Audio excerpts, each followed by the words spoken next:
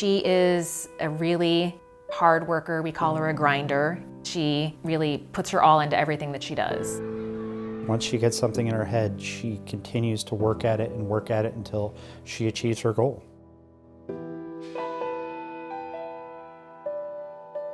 Growing up, I had a perfectly fine time breathing. Everything was just normal. And then around 8th grade, I would run up and down the court and just not even be able to make it up and down because I would be so out of breath. We noticed that she would complain. She's like, I can't breathe. I'm getting really hot out there. Turning red and sweating and clearly couldn't move at her normal speed. Like you were watching her hit this wall. I said, okay, maybe she has asthma. We really didn't think of it as anything more than that because when she wasn't exercising and she was just like, she was fine. And asthma is really, really common. I would use my inhaler before every game, but it really didn't do anything. Like the tightness in my chest, the breathing heavy, that was all still there. She was like, I'm taking it, but all I'm feeling are the side effects of the inhaler. I feel jittery, but I still can't breathe. It was just frustrating and discouraging, and I would just want to, give up almost.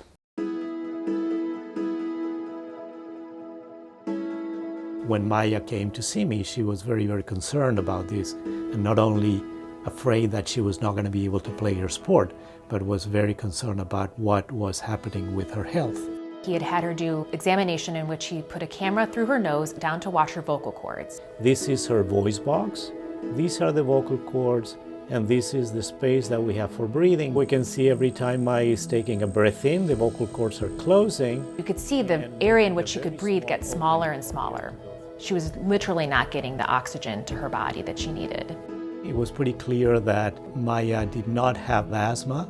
Most of the problems was related to an inefficient or dysfunctional breathing pattern, together with a condition that's called EILO, exercise-induced laryngeal obstruction, in where the inside of the throat starts malfunctioning and the vocal cords close when the patient is trying to breathe. And you could just watch the relief wash over her face when she's like, oh, there's a name for this. There's a reason I'm experiencing this. That was like the most relieving appointment in my whole entire life. It really just gave me, honestly, it just gave me hope because he told me something, just diagnosed me with something that I didn't even know existed. So it was like, oh, this is refreshing, like reassuring, something can be done about this.